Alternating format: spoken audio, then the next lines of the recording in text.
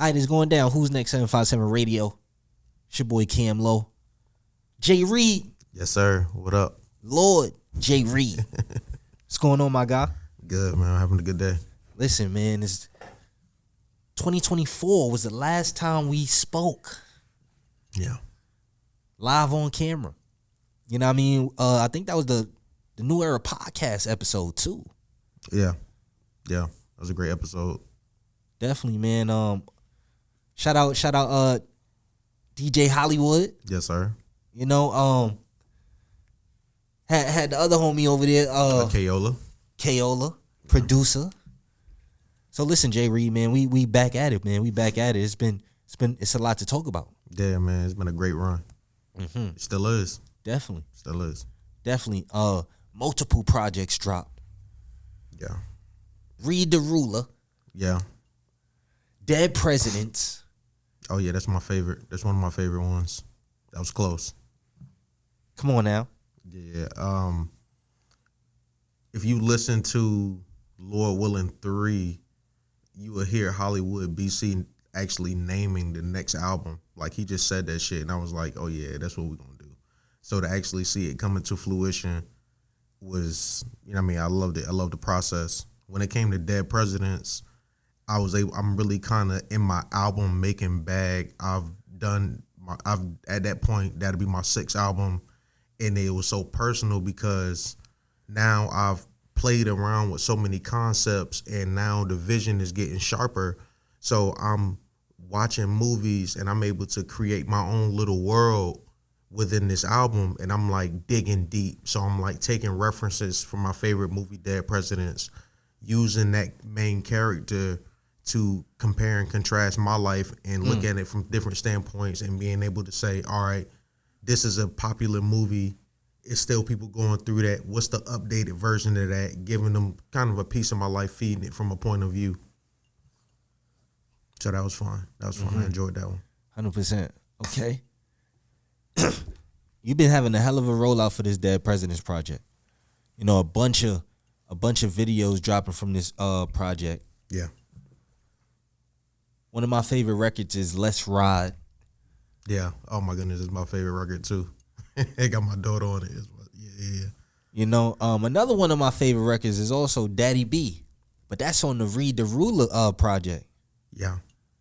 Yeah, that's that's definitely one of my favorite favorite tracks on that record too, on that album. Mm-hmm. Yeah. I'm gonna tell you how that album that came about. Okay, so Daddy B came about where my daughter is like, she's a pizza fanatic. You know, children love pizza anyway, but that's her thing. And I always make sure she have it so she could chill while I'm working and, you know what I mean, not be all in the way and shit. So at the time, I'm like, you know, I'm trying to explain to her, yo, we on the way to get the pizza. And I'm like, Daddy gotta work. I mean, Daddy gotta, you know, Daddy be rapping, you know, Daddy be trapping. And as I said it, I'm like, oh shit, let me hurry up and pull over and write this shit down.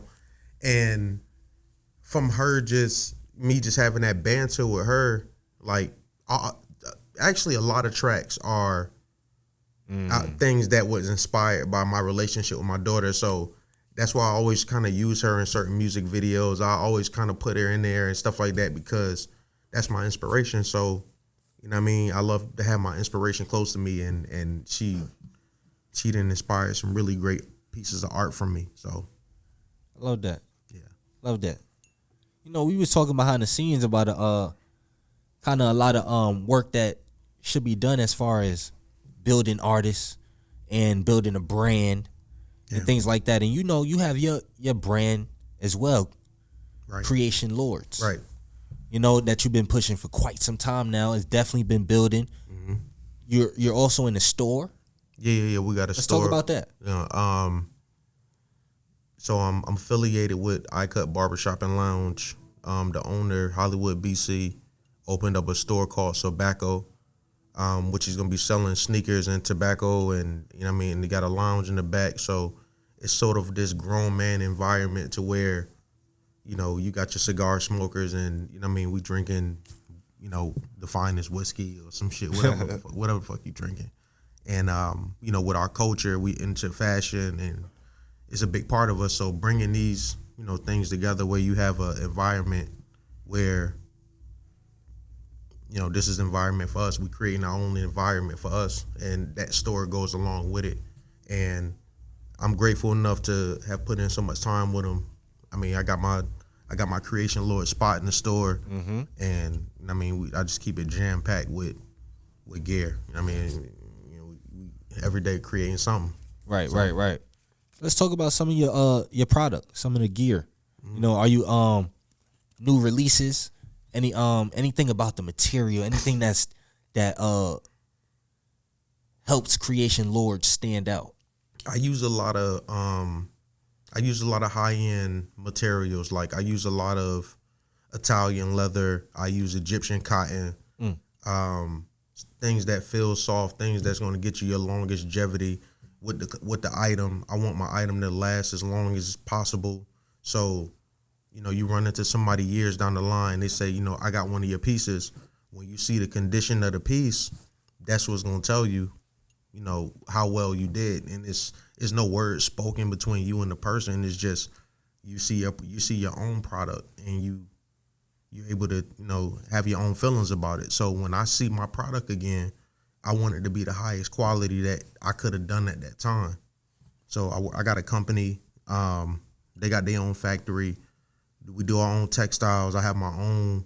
I have my own leather with my like rolls of my print already, you know, ready. So we could do bags, we could do duffels, we could do shoes, you know, whatever. So it's just, you know, we building. You know what I mean? So it's a lot to do. Mm-hmm. And where would you like to see your brand? I like to see it on people's back. 100%. 100%. But like, you know, as you continue to grow and things like that, where can we see it next? Where are you on the road? Are you at these conventions? You know, we spoke before. You know, the conventions is where the conventions where it happens. Yeah, the conventions is how I get to the buyers. Each department store has buyers, and they send the buyers to the clothing conventions. They grab line sheets, and the buyers are able to show the company like, hey, this is their line sheet, and they say, you know, we like this item. We want 100,000 of them to fill X amount of stores. We're gonna give you next 30 or next 60, and that means you basically gonna get your money in 30 or 60 days, and you make your product, and you know, you do fashion week and shit like that. So they see new collections. It's a whole process. So there's a process to everything, especially dealing in different facets. As far as dealing with music, there's a process. There's a process to the clothing. There's a process to hair and things of that nature. So everything has its process. And me being one person, I'm working here. And I'm diligent, but it's a slower process. Mm-hmm. And something also, you know, you're doing a lot, Jay Reed, as far as being a brand at itself, right? Mm-hmm. So you saying also, you know, being an artist is just a piece of you. Right. I think I said that in that was one of the bars in Daddy B. Like you think I'm an artist, but I really hustle my talents. You know what I mean? So it's not like being a hustler for me is having a quality product, which is myself. So everything that I do is of quality and having something to sell. As long as I got the quality and something to sell, we hustling. And that's what that means. Yeah. Rather it's music, rather it's clothes, rather we doing whatever for it. I mean, long before I got into music, I was doing wardrobe for other people. I'm providing models. I'm providing rental cars. Wherever I could get my hand in is where we at. So that's how it's always been. Mm-hmm. Yeah. Okay. So where can we see Jay Reed moving forward? You know, as we move into the second quarter of 2026, where can we see Jay Reed? I'll be opening up for Rack Baby at Graffiti on the 21st, March 21st. I'll be doing the after party. I think his main performance is at Yukio that day. So I'm gonna do the after party. We're gonna turn that bitch up. That's the day that my album R&B dropped. It's called R&B Radio. I kind of did it based on like as if you driving listening to Grand Theft Auto radio, or you're listening to a Midnight Storm version of the radio, and you getting this feel. It's putting you in an environment to where no matter where you're listening to it at, you're in a car. No matter where you're listening to it, it's the radio. You know what I'm saying? And even false leading it saying, it's called R&B, but it stands for rap and beats. So you get a lot of these melodic beats, but you're going to get hard punching bars. You know what I'm saying? So, it's going to be something different. How many songs can we expect? It's actually 10 tracks. One of the tracks I couldn't get cleared. It got the Suavemente sample on it. So what I'm gonna do is I'm gonna just shoot the video. I'm just drop it on YouTube for free. You know what I mean? It's actually 9 tracks, but it's really 10. I'm gonna drop the vid anyway. I think it's a great record. If I could get it cleared, I definitely would. But they gotta see it. I gotta hear that fucking song. I don't care. That shit tough. That was one of my favorite songs. And let's shout out to the production, man. You're doing a lot of high quality visuals, high quality production. Oh man, yeah. Shout out to our guy David, man, Yes, the sir. director. Let's talk about Motherfucking sniper shooter. Let's talk about you guys' relationship. We've been working together for some years now. He actually seen me. We met at a. He work a lot with Boss Bags, and he does a lot of the events. So any major event, that's probably his work. You know what I'm saying? So the big conventions or the big whatever big party Boss Bag got going on. So I met him at one of Boss Bags. He was doing something at the Monroe, and wherever I'm at, I always cop a bottle of champagne. I like to be in the background. Talk about it. You know what I mean? I like to chill. I don't want to keep going to the bar too many times, so I get a bottle and I go sit somewhere and chill. David actually caught a clip of me, pouring the bottle up, whatever, with his drone. And I just seen how serious he was about his art, and I love connecting with other serious people. So we got together, and it's just been magic ever since. I told him, I said, I'm one of these people that we're going to travel the world and we're going to record together, and I'm not going to stop. So that's what we've been doing ever since. You know what I mean? Been going at it, and I think that's kind of like the one piece that I needed. I mean, and now I got consistent, high quality. I really don't got to do too much reaching out outside of my field of people or my team of people. I really don't have to reach out outside of that. You know what I mean? If I want to connect with somebody new, I connect with somebody new. But really, somebody in the team got everything I need. So we chilling. I like that. Shout out to Dave. Shout out to sir. David. Jay Reed, man, we've been working for quite some time now too. The transition, the journey is speaking for itself. We're gonna continue to grow as well. Like I said, our last conversation was in 2024. Since then, 2 projects in 2025. 2 major albums in 2025. Shows, opening up for major artists. Right. Traveling, really pushing the music, pushing the brand forward. So 2026 is here now. Yeah. And we live. Can't wait to expect Oh my goodness. so much more. So much on the way. Mm-hmm. So much on the way. Yeah. So listen, man, anything you want to say to your fans and your supporters? I appreciate everybody for rocking with the brand.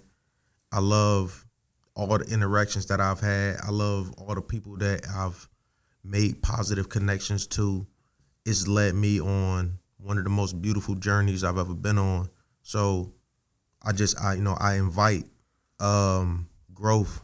So, wherever it's somewhere I can grow or somewhere I could grow from or help somebody else grow, that's where I like to be at. So I'm grateful. I'm grateful for where I'm at, and it's a beautiful place. Okay. Yeah. And real quick too, any I don't really see a lot of features. Yeah. I had some artists, like I I've done features in the past, and I've had some artists, have some reservations towards the record, or how they did or how they performed or whatever, and they want to take it down or something like that. So the people I work with, they probably close to me, and we have already established our relationship. I reach out to some major cats. Like I reached out to Vado. I reached out to some major cats. I'm talking to Musa to try to get a feature from Spitter. That's like one of my favorite artists. So I've been trying to reach out to different artists and break that playing field of people who I work with, but it's more so about the connection with me, because I've also worked with people and I'm like, damn, I never want to hear their music again. And from the people that I work with, it's kind of ruining music for me. So I'm more cautious about who I work with now, and so that it doesn't ruin music for me, because I love music. You know what I mean? So I really just want to work with people that want to work with me, and we're going to have someone who I can have that cohesive bond with, to where we're not doing shit and it's just business. It's deeper than business. You know what I mean? So yeah. Well said. Well said. Yeah. That's why I like when we do our thing, man. When we do our interviews and shit like that, because it's not just me jumping on your platform or you jumping on mine. It's love. You know what I mean? It's love to go behind that. So definitely. Yeah.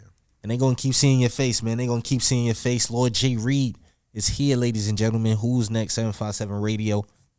Appreciate you, my guy. Yes, sir. We live.